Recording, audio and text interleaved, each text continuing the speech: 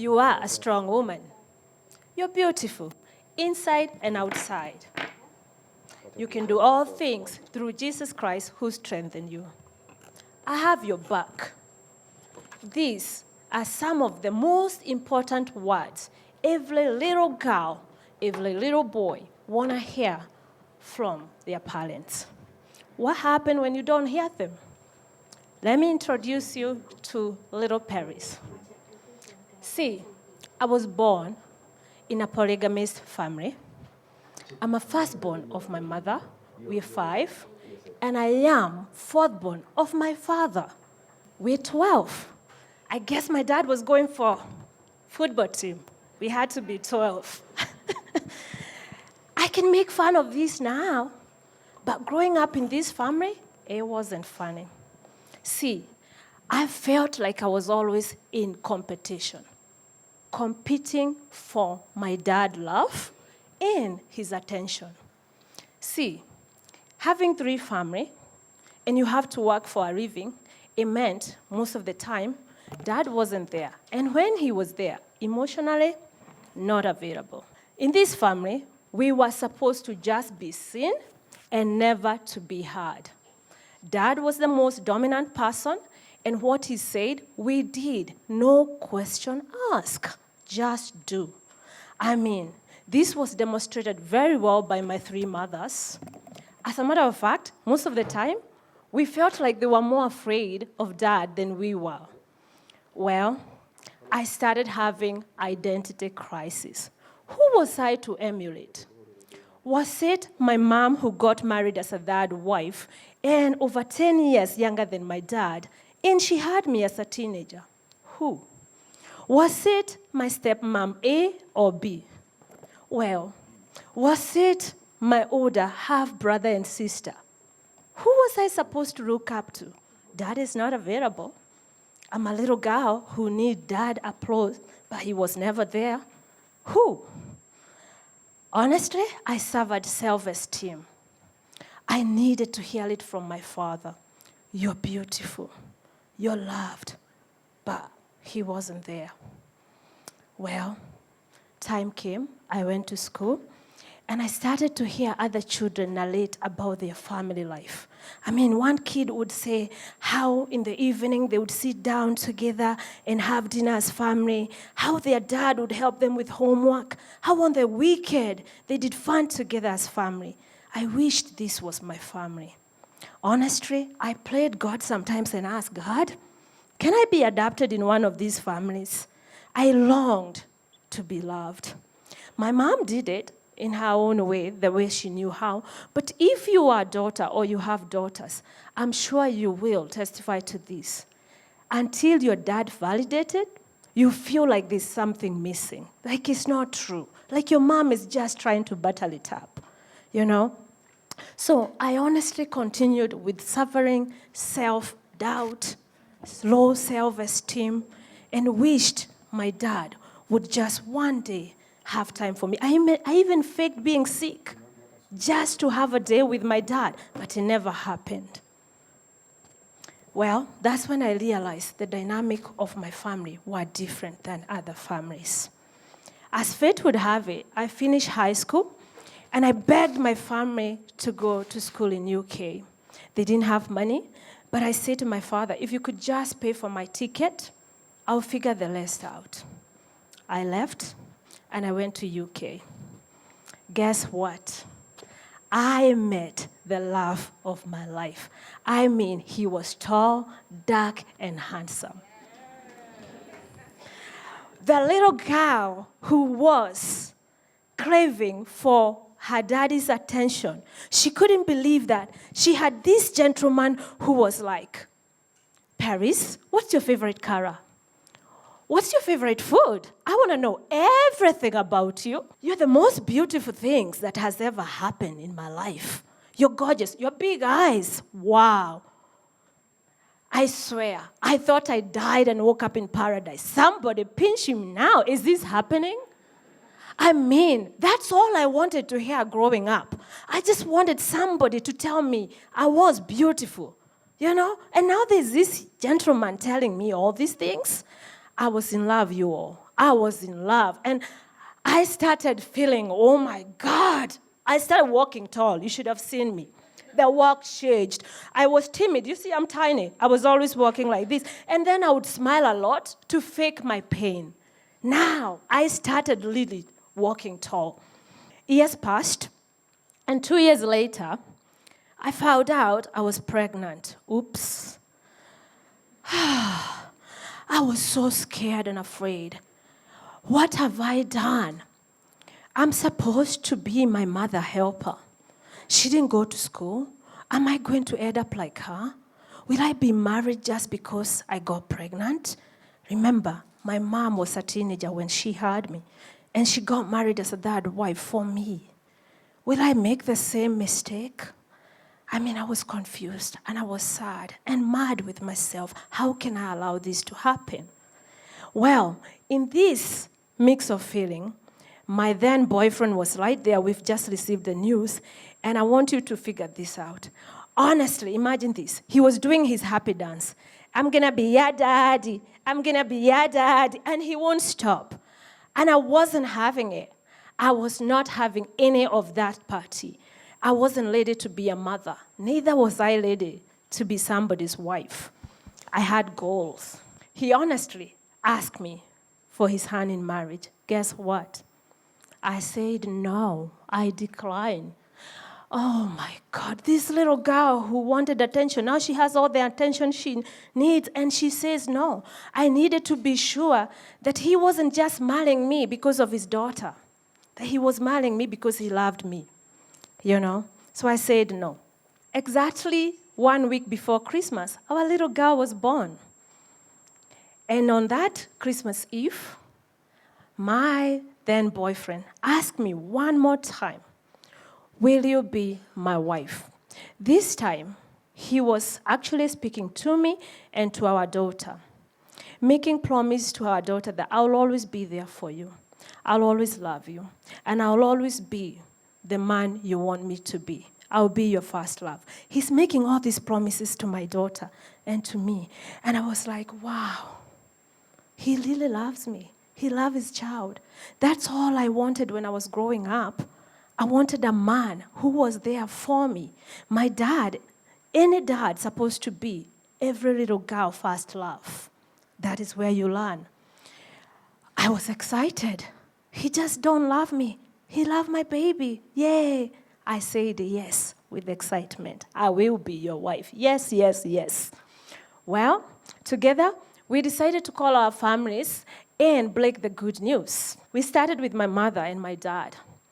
My mom wasn't very excited. She was a little bit concerned that I didn't get to finish my education that took me to UK. So she gave me her blessing with one condition, that I would go back to school and finish my education after the baby was born. We agreed, and she gave us our blessing. My father said nothing. Well, my husband called his family, and he asked them to start the plans of my rurashio, the traditional wedding.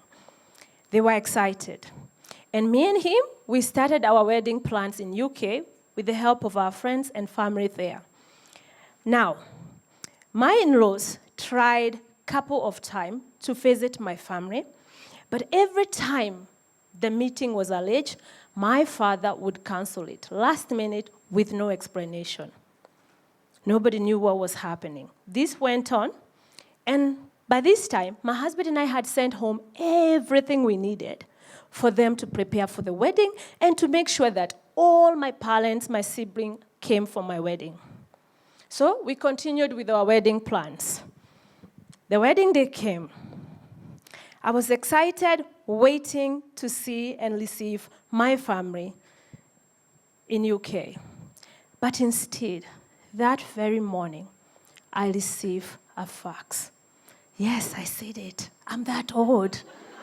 There was no WhatsApp, There was no even Instagram. There was none of that. It was fax. You had to wait there. Take it and read. So I took my fax, and it was from my younger brother. It read, Peris, I love you. I need you to know that you have my blessing to go ahead and get married. However, Dad and Mom will not be making it to your wedding. Dad is the last person who had all our passport in preparation to coming to UK for your wedding. But now, he claimed he can't find any of them.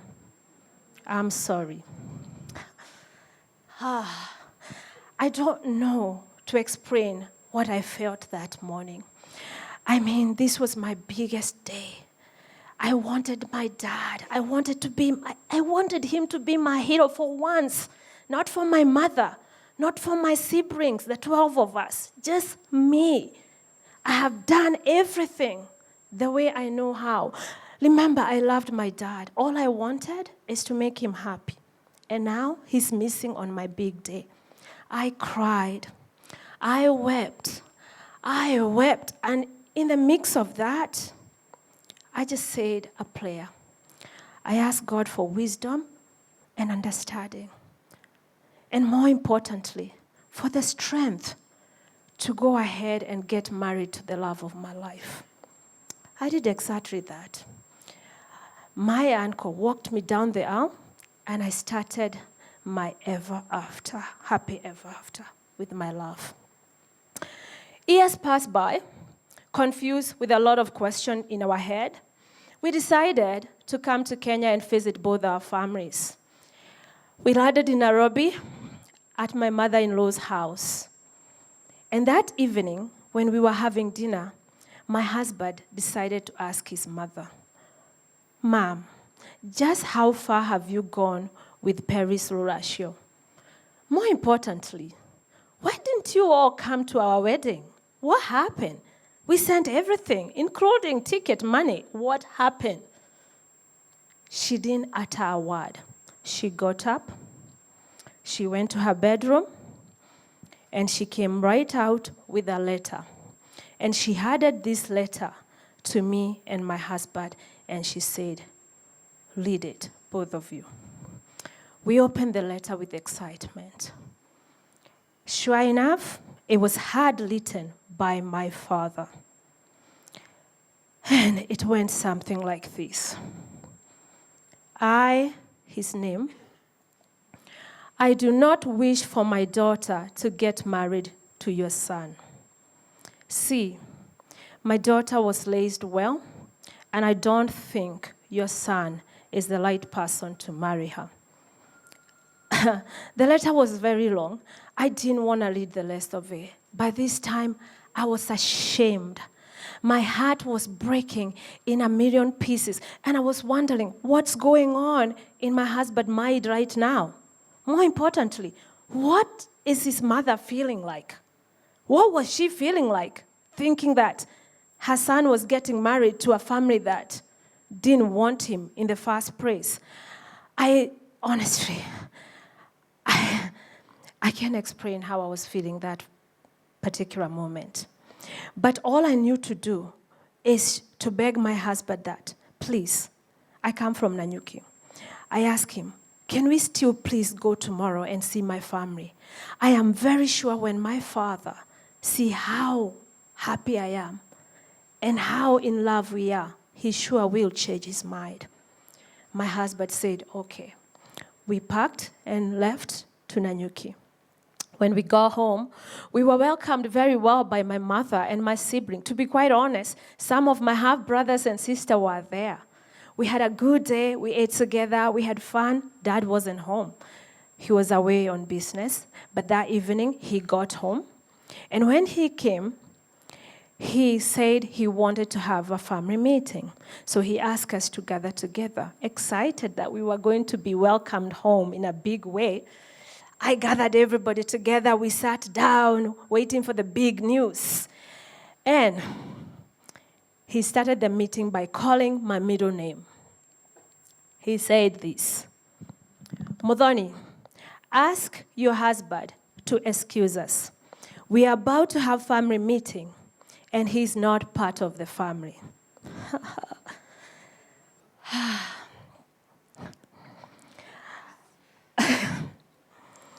I honestly thought I did not hear my dad utter those words. I wanted to die. I really wanted to die right there. And my children were there, my dear. For the first time in my life, this man I loved so much, I knew I had to do something and speak out what was in my heart. By this time, he didn't know I had read the letter that he'd written to my mother-in-law.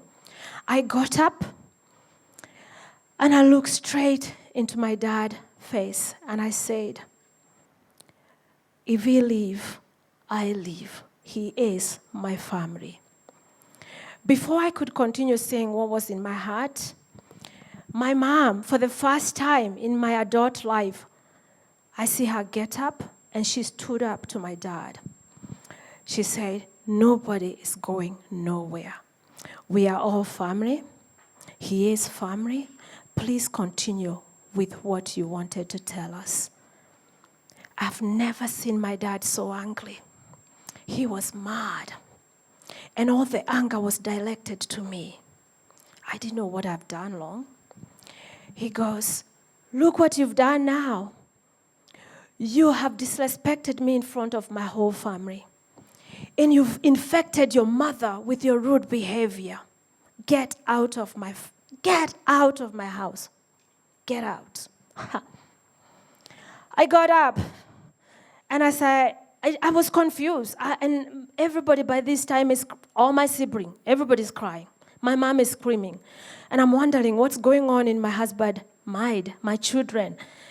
Mom tried to calm my father down. Calm down, please calm down. Let's talk. He wouldn't hear of it. Finally, he got up, he left and went to his other family, to my stepmom's family. Ashamed again, confused of what am I supposed to do to make this man happy? During this time we were in UK, my husband and I did everything to support my family. My sibling, I'm the firstborn of the 5.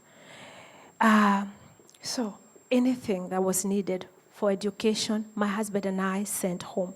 There would be even time I would tell him, let's not pay the mortgage on time, so fast I can send money to dad. And now the same man have just decided he want nothing to do with us. Well, my husband and I packed our little family. We headed back for the city. When we came to Nairobi, a few weeks later, we decided to leave the country, hoping that we would forget everything behind and start a new life together. We didn't even go back to UK. We decided to start a new life in US. Well, it wasn't that easy. I got to US and I sank into severe depression. I was depressed. Nothing was tasting good. I lost so much weight. I started having severe adult acne. I was breaking out. I became withdrawn, disconnected, emotionally definitely absent for my family. My children were suffering. My marriage even. Everything was going to hell in a basket. Nothing was good anymore. See, all I wanted is to make my dad happy. I wanted to be his little girl, his princess. And everything I tried to do, it didn't work. I didn't know what to do. I was angry. I was confused, ashamed. Well, I knew I had to do something and do it quick. So, without telling my husband, I started counseling. I started going for therapy. And as I did that, I got better and better and better. I also decided I was going to be strong for my children. I have 2 girls. I decided to go back to school and finish my education as I promised my mother. On the same note, I knew my children needed to have an environment where they can grow knowing that they're cherished, they're loved, and they can speak out their mind. They're not just supposed to be seen, but they can be heard too. So I started a family meeting where once a week, anybody, didn't matter whether you are little or big, you could say anything, whatever was in your heart. If we needed to celebrate it, we would celebrate together. If we need solving, we would do it together. That tradition still goes on in my family today. My daughter is 22 and a half, and my little one is almost 14. We still do our weekly meeting, if not weekly, because sometimes we are not together, whenever it's needed. At the same time, to finish my healing, I decided I needed to write a book called The Audacious Dreamer, Life of Faith, Hope, and Love. I hope you get a chance to read it today. When I did that, the manuscript was about 500 pages. I wrote it in 3 months. I wanted everything to come out of me. Negativity out, positivity, everything I wanted out of me. It was edited to be a small book, but I'm happy I got to share my testimonies of what God can do for you. Now, you know how they say some blessing come in disguise? My adult acne. I decided I needed to sort that out. So what did I do? I went back to school again to do medical aesthetics. You know, that is how the idea of opening a medical spa in Kenya came in mind. See, I decided I was going to spend the rest of my life telling women, you're beautiful. Telling men, you're handsome. Telling men and women and little children, you are beautiful, both inside and out, and making them look beautiful. I will spend the rest of my life doing that. Now, I know some of you are wondering, where's my relationship with my dad now? Before I answer that, if you are a mother or a dad in the Middle East, if God has blessed you with children, or you plan to become a mother one day, you need to know this. That is a gift from God.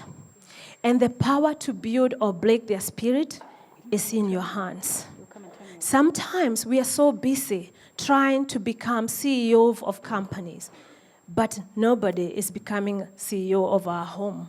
Our children don't care whether we take them to school in a Range Rover or we walk them to school holding their hands.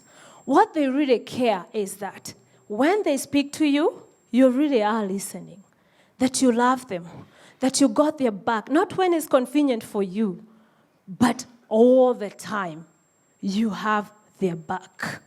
They want to hear that they are loved. They want to hear that they are cared for. And you as a parent, you're going to give the world a well-balanced child or a child that is broken.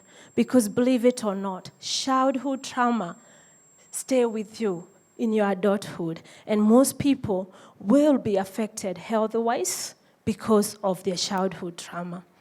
Well, the little girl grew up. I'm 45 years old today. Woo! I realized that I cannot move forward if my mind keep on moving backward. More importantly, I realized that what really matters is how well we live, how well we love, and more importantly, how well we learn to let go what we can change and let God. Thank you.